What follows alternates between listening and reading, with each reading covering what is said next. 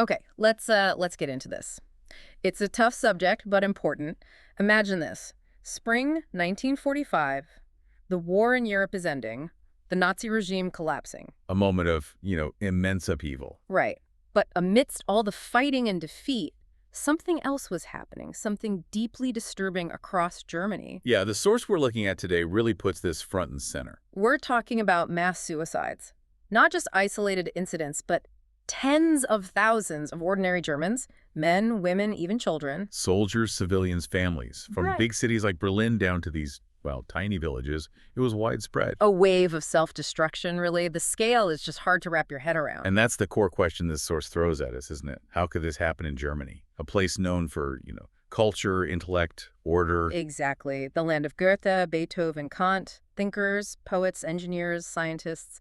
It seems like such a complete contradiction. A total disconnect from that historical identity of being builders, organizers, a deeply thoughtful society. Yeah, not inherently self-destructive. Yeah. And that contrast, which the text really highlights, it makes what happened in 1945 so incredibly chilling. And the argument in the source, it's quite powerful. It suggests this wasn't some inherent flaw in the German people themselves. Okay, so what was it then? It argues this was the detonation, the implosion of a manufactured reality, a false world carefully built over years. The constructed world. Yeah, a whole system that had profoundly manipulated sort of the spirit of the people. So losing the war wasn't just a military defeat. It was more than that. For so many, it was like the floor fell out from under them. The only reality they knew just disintegrated. Wow. Okay, so how do you even begin to build a reality like that? A perfect illusion, as the source calls it. Well, the text argues the Nazi regime didn't just rely on, boots and guns.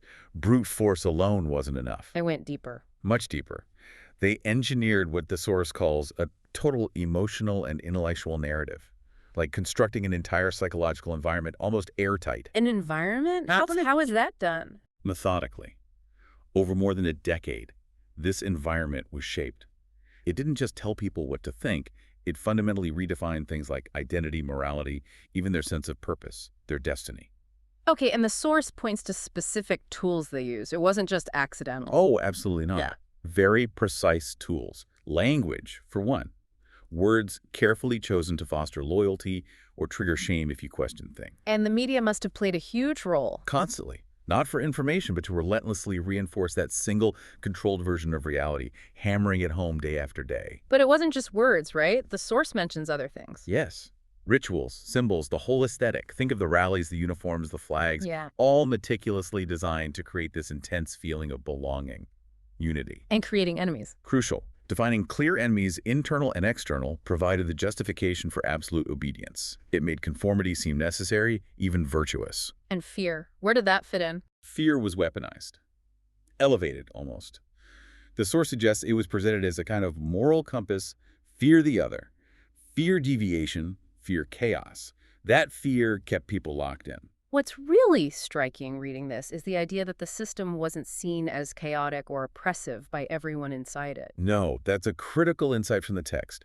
It describes the system as highly structured, almost like a symphony, maybe a dark one, but coherent, and for many living within it. It felt like purpose. Exactly. They didn't necessarily feel like coercion. It felt like meaning, like being part of this grand historic mission. That's the insidious danger the source points to. Control disguised as purpose. So you have this intricate system built on manipulated emotions, controlled narratives, a sense of belonging, but ultimately based on fear and illusion. What happens when it shatters in 1945? Well, the physical destruction of the war was obviously immense. But the source stresses this profound emotional and psychological collapse happening simultaneously. The illusion just evaporated. Completely. The promised 1,000-year Reich, the inevitable victory gone. And then, as the Allied armies closed in, especially the Soviets from the East. The fear that had been cultivated for years just exploded. Exactly. Amplified by horrific propaganda about what the invaders would do. It gripped entire communities. People felt trapped, physically and mentally. The source gives some truly harrowing examples. Demmin comes to mind. Yes, Demmin is a terrifying case study mentioned in the text. Thousands died there. People drowning themselves and their children in the rivers. Hangings. Poison. Mass shootings within families or groups. And the source suggests these weren't just random acts of panic. No, it describes them as almost coordinated, ritualistic, driven by this deep-seated propaganda-fueled belief that whatever was coming was worse than death, that the outside world, the one breaking in, was fundamentally unbearable. And we saw this pattern in Berlin, too, right, after Hitler's suicide? Yes, many civilians followed suit. It cascaded. The text even mentions priests in some rural areas desperately trying to intervene, trying to talk people down, but often it was too late. The mental world had already collapsed. The source's interpretation is that this was more than just losing a war. Much more. It was the complete disintegration of the framework they'd lived inside. When that framework vanished, the text suggests there was just nothing, an unbearable emptiness, a void. Which brings us to that really tough question. Whose fault was this? Was it a failure of the German people? The source is quite clear on this. It argues strongly against blaming the inherent character or intelligence of the people. So it wasn't about them being somehow weak or flawed? No. The text points out many were educated, community-minded people with principles. Their catastrophic error wasn't the lack of brains, it was the trust they put in the system. Trust in a system that fundamentally lied to them. A system that redefined truth itself, that hid the real cost of its control. When a government or an ideology gets that kind of grip, controlling the very meaning of life, then its collapse is more than just political. it's existential. The source basically concludes, this was the implosion of a lie so vast, so total, that truth felt foreign, even terrifying. It was the crash of a dream they died for, even though it was never, ever real. And the lesson here, the reason we're doing this deep dive, isn't just about history, is it? The source frames it as a warning. A very human story, absolutely. A warning for all of us today. That any society could potentially fall into something like this. That's the argument. No matter how cultured, organized, or educated, a society can be captured by illusion if certain conditions are met. Like what? What are those conditions? If comfort starts to replace the search for truth. If fear gets successfully packaged and sold as protection. If your sense of identity, who you are, becomes defined by external groups or narratives, rather than your own inner compass. And the source suggests today's illusions might be different, maybe more subtle. Oh, much more subtle, perhaps. Not necessarily jackboots and rallies. Yeah. Think about, the glowing screens we stare at, curated news feeds. Online echo chambers, maybe? Collective outrage. Exactly. Economic anxieties that keep us distracted. Narratives that offer easy answers, someone simple to blame. These things still shape how we think, what we value, who we trust, what we believe is real, often without us even noticing. There's that quote from the source, the analogy it uses. The matrix is no less real, and the price of staying inside it is no less severe. A powerful way to put it. The illusion might feel comfortable, safe even, but it's ultimately detached from truth. So, given this historical warning, how do we avoid falling into similar traps? How does the source suggest we recognize or even escape a manufactured reality in our own lives? It offers a few guideposts. First, it says we should honor the intelligence of the past. Don't just look back smugly. Meaning, don't assume we're somehow inherently smarter or immune. Precisely. Recognize that the people who fell into this were human, with human needs for belonging, meaning certainty, the same needs we have. Study their choices with empathy, not arrogance. Okay, what else? Second, become aware of what the source calls the emotional architecture of control. Recognize how systems gain power by manipulating feelings, especially fear. So if something consistently tells you to fear questioning things or fear dissent? That's a huge red flag, according to this text. If doubt is silenced, if questioning is punished, you're likely in a system designed for control, not for truth or individual growth. And third, strengthen your inner sovereignty.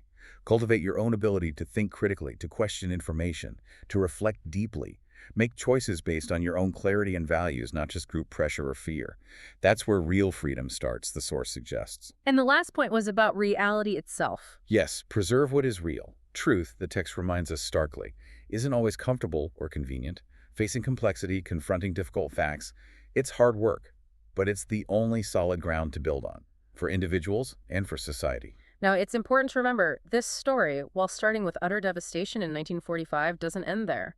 The source actually points to what came after as remarkable. It really does. It highlights Germany's path after the collapse, not one of denial or trying to rebuild the old illusions. But one based on facing the truth. Exactly. The text describes Germany becoming, in many ways, a beacon a beacon of memory, of grappling with its past, of achieving a kind of moral clarity, precisely because it confronted its darkest chapter head-on. Owning its history. Yes, a rebuilding with consciousness, with conscience, not focused on power or might, but on maturity, responsibility. The source calls that Germany's real triumph. Yeah, so the story we began with, those terrible events of 1945, They serve as more than just history. The text presents them as a kind of mirror. reflecting what can happen when that basic human need for meaning gets twisted, hijacked by false promises. Yes, when perception completely replaces truth. When we desperately want certainty and someone offers a compelling, albeit fake version of It's stark warning. a very stark warning. But also perhaps a sliver of hope in Germany's recovery. That even after such a total collapse of a manufactured reality, life can and did begin again. On a foundation this time of truth. Which really brings it back to us, doesn't it? To you listening now. In our world today, full of these subtle, often digital, curated illusions, On your phone, in your feeds, shaping your opinions. how do you make sure your foundations, the basis of your reality, are grounded in something real, not just a convincing counterfeit? How do you tell the difference between a feeling of meaning that maybe comes from belonging to an online tribe versus real, enduring value discovered within yourself or through genuine human connection? That's the question, isn't it? Something to really think about.